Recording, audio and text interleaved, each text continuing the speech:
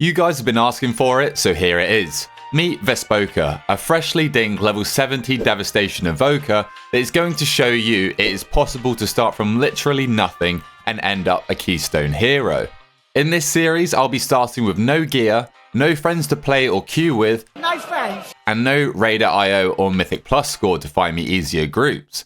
If you guys do like this series and want to see more, then please drop a like down below to let me know. And also subscribe to your boy. I've had a lot of fun making this series so far, so I would love to continue. So hopefully you guys are enjoying it just as much. But let's get on to why I chose the Evoker. I decided on the Evoker for this series for a few reasons. Obviously it is the new hero class in Dragonflight, so I'm definitely interested in giving it a whirl. It's super flashy, and the rotation, although basic from what I've gathered so far, actually seems really fun. I also liked the idea of the Devastation Evoker because it is not regarded as a meta spec at all in this current season. So I'm not going to get free invites to groups because I'm considered quote unquote meta. It obviously does have the advantage of having a Bloodlust in its toolkit, though this shouldn't make too much of an impact on my quest to Keystone Hero. As soon as I hit level 70, the first thing I'm going to need to do is Mythic Zeros.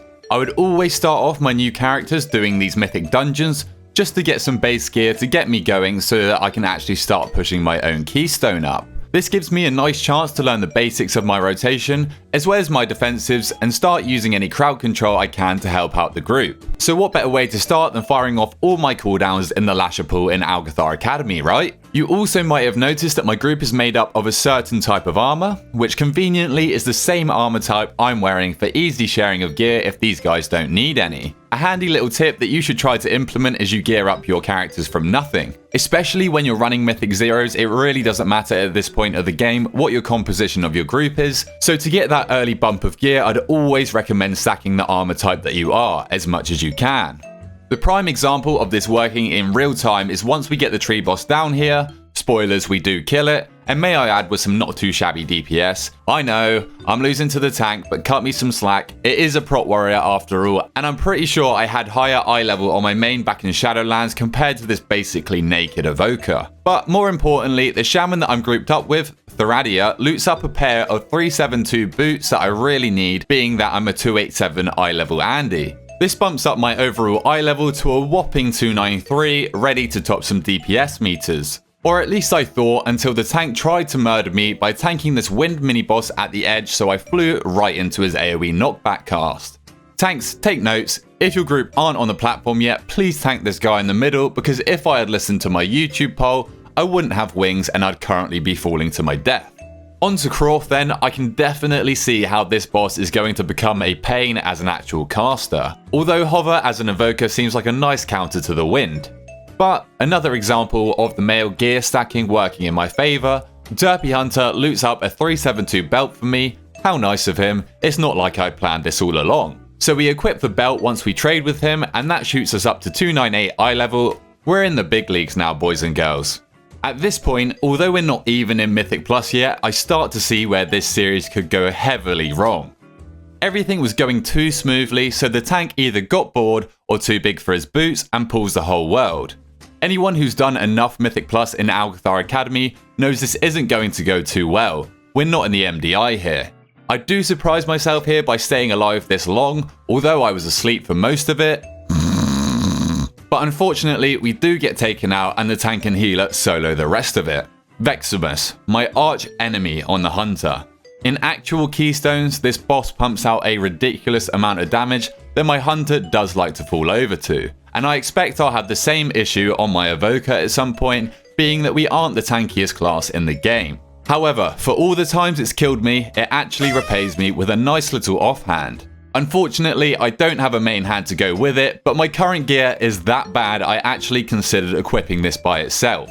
My staff is only just better. Another boss that I usually like to die to then, Dorogosa. The last boss in my little Mythic Zero adventure in here, and for once I didn't stand in the astral breath. I don't know what it is about this ability, but it's like the dragon has bloodlust when it casts it. I see it coming, but no matter how quick I try and react, I always end up falling over. It's here that we get our first keystone of the series, a +2 Azure Vault. As you can see, I'm starting this off on a fortified week, so the trash is what's going to be difficult. This isn't the only thing that dropped from the boss though. Derpy Hunter, the absolute GOAT, loots some lovely shoulders for me, and without me even realising, a puzzle box also drops. Before you flame me in the comments, I can feel you smashing your keyboard already. I know, it's an agility trinket, but at this point I think a healer trinket would even do more for me than my current ones. This dungeon was a great success for Vespoka. We started at 287, and after the 5 pieces of loot we got, I end this dungeon at 306. First milestone completed, ascend past 300 item level. Here it occurs to me that ideally we'd take this group into the next Mythic 0 with us as it went so well. I'm talking gear wise, not the whole wiping in a normal Mythic dungeon occurrence by the way. Due to the weekly quest of completing 4 Mythics for the heroic weekly cache, Derpy Hunter is down and we head over to the Ruby Life Pools.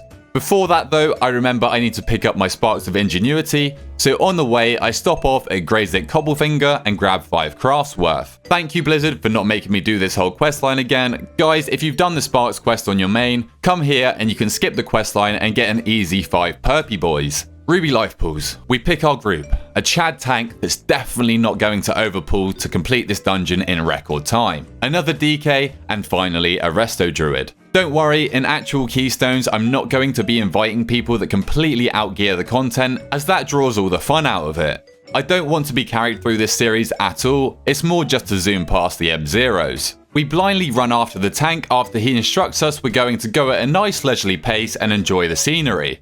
I prepare myself for what's probably going to be a whole group wipe after the shenanigans we saw in Algathar Academy, but we actually deal with this pool pretty well. I know it's only an M0, but in relation to my gear, this content can actually be challenging, especially when we're doing pools like we're now in Gingy.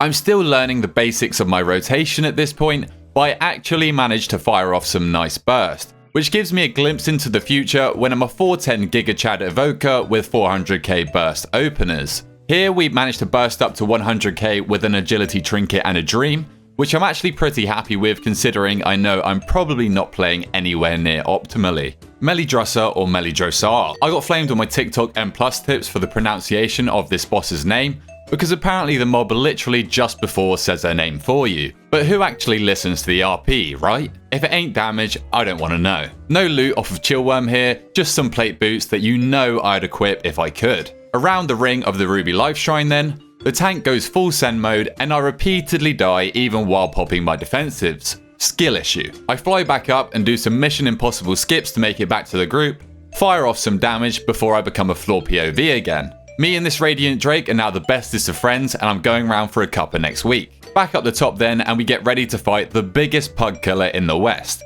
And by the West, I mean the Dragon Isles. If you've got past this boss in a pug before, can you please let me know what happens in the rest of the dungeon, because 4 months in, I'm still yet to see it.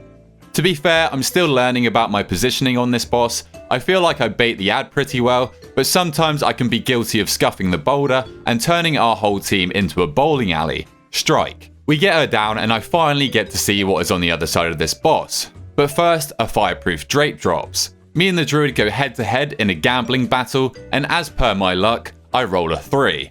I was praying the druid was going to roll a 2, but no, they completely smoked me and win the cloak. GG. Pull all. Some famous last words before we all died to flashfire. Or no, just me. Finally, onto everyone's favourite boss, the dragon and the troll. I now actually have to acknowledge the interrupt from the troll because I'm not a hunter cheesing it, so that's not fun, but with the bottiest movement in the world, I try and focus the dragon down, as that's the only real scary one in this fight. I barely survive a flame spear and then we get the boss down. Wallop. I loot a pair of gloves with leech, Derpy takes the mick and loots exactly the same piece of gear so he can't trade me more gear, the absolute snake. 310 item level. I think it's now time to send my keystone. Unfortunately, Derpy has other plans as well as not trading me more loot, so he is now dead to me and we form our own group for a +2 Azure Vault. I take a 352 monk tank that joins as a healer. Always interesting, but this is the pug life, I have to remember. Surprisingly, we get a whole host of sign-ups, mainly people that are trying to boost their friends I guess. I don't want to take the 2k score warrior because he will literally just murder everything and there will be no challenge. So we take another monk and his paladin friend, one more DPS slot, and I'm sure you're not surprised, I fill it with a mail wearer. More loot for me, hopefully. We are now in Deep, a 310 Devastation Evoker about to take on a +2 Azure Vault. We follow the tank and pick up these 3 lashes and kill them solo. I like this. Slow and steady wins the race. It's a +2. We don't need to be pulling everything to time the key, so let's just get through it with as little pain as possible.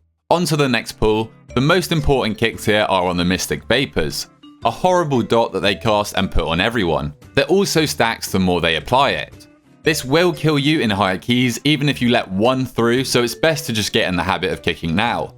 I don't, but it's a +2 so we get away with it. Another group of lashes should be simple enough. Nuke them down, kick them, and avoid the shrieking whelps. Wait,